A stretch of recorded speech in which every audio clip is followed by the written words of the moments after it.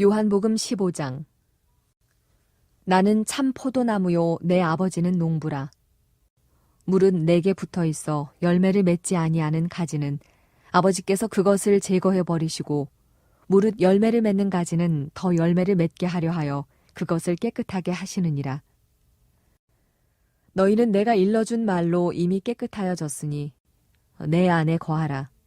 나도 너희 안에 거하리라. 가지가 포도나무에 붙어 있지 아니하면 스스로 열매를 맺을 수 없음 같이 너희도 내 안에 있지 아니하면 그러하리라. 나는 포도나무요 너희는 가지라. 그가 내 안에, 내가 그 안에 거하면 사람이 열매를 많이 맺나니 나를 떠나서는 너희가 아무것도 할 수 없음이라. 사람이 내 안에 거하지 아니하면 가지처럼 밖에 버려져 마르나니 사람들이 그것을 모아다가 불에 던져 사르느니라. 너희가 내 안에 거하고 내 말이 너희 안에 거하면 무엇이든지 원하는 대로 구하라. 그리하면 이루리라. 너희가 열매를 많이 맺으면 내 아버지께서 영광을 받으실 것이요 너희는 내 제자가 되리라.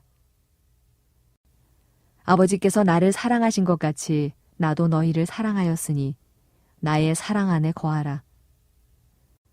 내가 아버지의 계명을 지켜 그의 사랑 안에 거하는 것 같이 너희도 내 계명을 지키면 내 사랑 안에 거하리라. 내가 이것을 너희에게 이름은 내 기쁨이 너희 안에 있어 너희 기쁨을 충만하게 하려 함이라. 내 계명은 곧 내가 너희를 사랑한 것 같이 너희도 서로 사랑하라 하는 이것이니라. 사람이 친구를 위하여 자기 목숨을 버리면 이보다 더 큰 사랑이 없나니 너희는 내가 명하는 대로 행하면 곧 나의 친구라. 이제부터는 너희를 종이라 하지 아니하리니 종은 주인이 하는 것을 알지 못함이라. 너희를 친구라 하였노니 내가 내 아버지께 들은 것을 다 너희에게 알게 하였음이라. 너희가 나를 택한 것이 아니요 내가 너희를 택하여 세웠나니 이는 너희로 가서 열매를 맺게 하고 또 너희 열매가 항상 있게 하여 내 이름으로 아버지께 무엇을 구하든지 다 받게 하려 함이라. 내가 이것을 너희에게 명함은 너희로 서로 사랑하게 하려 함이라. 세상이 너희를 미워하면 너희보다 먼저 나를 미워한 줄 알라. 너희가 세상에 속하였으면 세상이 자기의 것을 사랑할 것이나 너희는 세상에 속한 자가 아니요 도리어 내가 너희를 세상에서 택하였기 때문에 세상이 너희를 미워하느니라. 내가 너희에게 종이 주인보다 더 크지 못하다 한 말을 기억하라. 사람들이 나를 박해하였은즉 너희도 박해할 것이요 내 말을 지켰은즉 너희 말도 지킬 것이라. 그러나 사람들이 내 이름으로 말미암아 이 모든 일을 너희에게 하리니 이는 나를 보내신 이를 알지 못함이라. 내가 와서 그들에게 말하지 아니하였더라면 죄가 없었으려니와 지금은 그 죄를 핑계할 수 없느니라. 나를 미워하는 자는 또 내 아버지를 미워하느니라. 내가 아무도 못한 일을 그들 중에서 하지 아니하였더라면 그들에게 죄가 없었으려니와 지금은 그들이 나와 내 아버지를 보았고 또 미워하였도다. 그러나 이는 그들의 율법에 기록된 바 그들이 이유 없이 나를 미워하였다 한 말을 응하게 하려 함이라. 내가 아버지께로부터 너희에게 보낼 보혜사 곧 아버지께로부터 나오시는 진리의 성령이 오실 때에 그가 나를 증언하실 것이요 너희도 처음부터 나와 함께 있었으므로 증언하느니라. 아멘. 피곤한 이 새벽에도 주님의 말씀 앞으로 나와 함께 이렇게 말씀을 읽는 시간이 참된 복된 시간인 줄 믿습니다. 그 자리 가운데 나오신 우리 모든 성도님들을 진심으로 축복합니다. 오늘은 요한복음 15장 말씀을 가지고 연합의 삶이라는 제목으로 말씀을 전하도록 하겠습니다.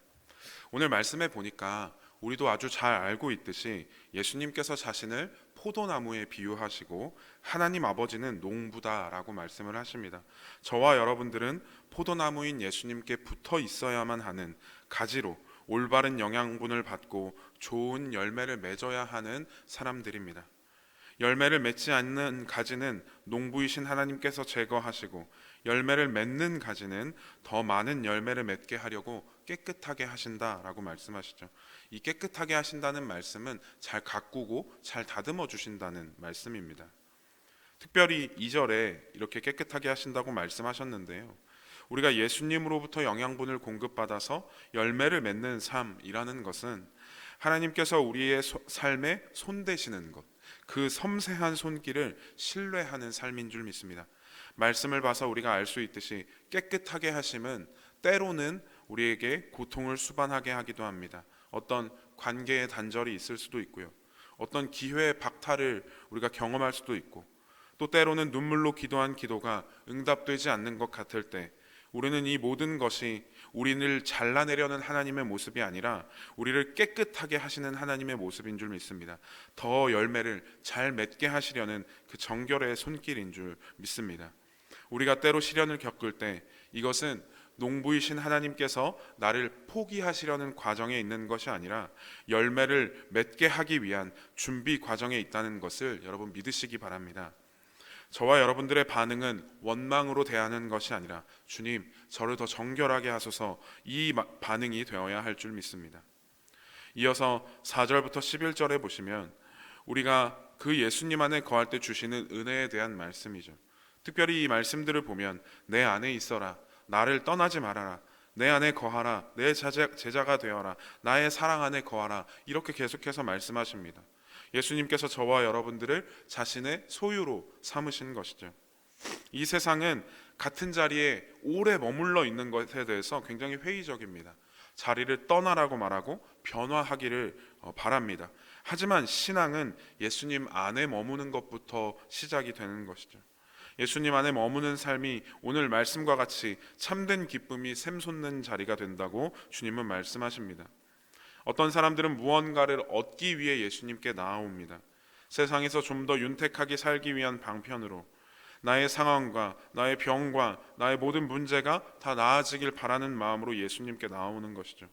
그런 것들이 꼭 잘못되었다라고 말할 수는 없지만 오늘 말씀에 의거한다면 우리는 아무 조건 없이 예수님 안에 머물 때 참된 기쁨이 주어진다는 것입니다.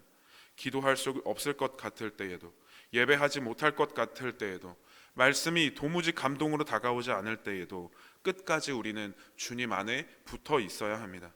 그 안에서 기쁨은 점점 자라가고 절망은 점점 작아지며 우리의 영은 다시금 쉼을 얻고 호흡을 하게 되는 것이죠. 사랑하는 성도 여러분, 우리가 주님을 느끼지 못하는 그 순간에도 말씀 안에, 예배 안에, 기도 안에 머무시기를 축복합니다. 기쁨은 어떤 조건과 내 욕심에서 얻어지는 것이 아니라 예수님과 연결된 관계에서 오는 것을 믿고 나아가시는 여러분들이 되기를 소망합니다. 이어서 우리 14절, 15절 말씀을 우리 같이 한번 읽도록 하겠습니다. 오늘 말씀 14절과 15절입니다. 시작. 너희는 내가 명하는 대로 행하면 곧 나의 친구라. 이제부터는 너희를 종이라 하지 아니하리니 종은 주인이 하는 것을 알지 못함이라. 너희를 친구라 하였노니 내가 내 아버지께 들은 것을 다 너희에게 알게 하였음이라. 아멘. 이게 얼마나 놀라운 선언인지 모르겠습니다. 온 세상의 창조주이신 하나님께서 우리를 친구라고 부르십니다. 종은 그저 자신의 모든 감정과 마음을 버리고 명령을 따르는 존재이지만 친구는 그 마음을 함께 나누는 것이죠. 하나님은 우리를 그저 복음을 전하는 도구, 정보의 전달자로만 부르신 것이 아니라 하나님 자신의 마음과 하나님의 계획과 하나님의 사랑을 함께 나누는 친구로 저와 여러분들을 초대하셨습니다. 예전에 경상북도의 한 고등학교에서는 청소년들을 대상으로 6주간 어떤 프로그램을 진행했습니다. 이 프로그램은 잠시 공부에서 벗어나서 어떤 전통적인 체조와 명상을 하게 하고 간단한 마사지를 포함하여서 학생들이 서로의 어깨를 두드려주고 손을 마사지하는 등 활동 같은 것으로 이렇게 구성이 되었습니다. 서로 간의 이러한 어떤 상호작용은 단순한 신체 활동을 넘어서 학생들 간의 정서적 교류와 지지를 촉진해주게 되었습니다. 연구 결과 이 공부하는 학생들이 겪는 전체적인 스트레스 수준에는 전체적인 것에는 변화가 많이 없었지만 공부에 대한 스트레스, 그 공부 자체에 대한 스트레스 항목에서는 감소했음을 발견했습니다. 이것은 학생들이 서로를 지지하고 격려하는 과정을 통해서 정서적인 안정감을 얻었다는 것이죠. 이 프로그램에 참석한 학생들은 실제로 그들의 전체적인 어떤 스트레스 지수에 큰 변화는 없었지만 그들이 느끼기에는 몸이 좋아진 것 같다, 집중이 잘 되는 것 같다는 긍정적인 변화를 말하였다고 합니다. 이 이야기는 인간관계에서 친구의 정서적 지지가 스트레스 완화에 긍정적인 영향을 미친다는 것을 알려줍니다. 마찬가지로 하나님과의 관계에서도 우리는 단순한 종의 위치를 넘어 친구로서의 친밀함을 통해 안식과 즐거움을 경험할 수 있다는 것입니다. 예수님께서는 우리를 친구로 부르시며 자신과 마음을 나누기를 원하십니다. 이러한 관계는 우리가 삶의 어려움 속에서도 평안을 누릴 수 있는 어떤 힘과 근원이 됩니다. 하나님과의 우정, 이것을 감히 우리의 입으로 낼 수 없는 말이지만 하나님께서 그렇게 말씀하신 이 우정이라는 말은 단순한 종교적 의무를 넘어서 깊은 마음의 교류와 지지를 통해 우리의 삶을 더욱 다채롭고 풍성하게 만들어주는 줄 믿습니다. 세상적인 풍요함이 아니라 하나님의 기준으로, 하나님의 마음으로 우리에게 주시는 풍성함인 줄 믿습니다. 하나님과의 이런 관계 속에서 기도는 우리가 하나님의 명령을 그냥 어떻게 수행했습니다, 또는 우리의 삶을 어떻게 살았습니다 라고 보고하는 그런 보고의 내용이 아니라 친구의 대화가 됩니다. 또한 말씀을 묵상하는 것이 그저 우리가 살면서 해야 하는 의무가 아니라 친구가 보낸 편지를 읽는 기쁨이 되는 줄 믿습니다. 사랑하는 여러분, 하나님께서는 지금 저와 여러분들에게 내가 너를 친구로 불렀다라고 말씀하십니다. 하나님과의 관계가 때로 의무로만 느껴질 때에 여러분 다시 친구의 자리로 돌아오셨으면 좋겠습니다. 오늘 함께 읽었던 요한복음 15장의 말씀은 전체가 초청에 대한 말씀입니다. 붙어 있으라, 머물러 있으라, 친구가 되어라. 이 세 가지는 결국 하나를 말하는 것이죠. 진정한 연합의 삶이란 외적으로 우리가 교회 안에서 또는 밖에서 하는 사역이라기보다 예수님 안에 거하는 그 머무는 삶에서부터 시작되는 줄 믿습니다. 먼저 그 연합함 안에서 기쁨을 누리고 열매를 맺는 저와 여러분들이 되기를 주님의 이름으로 축복합니다.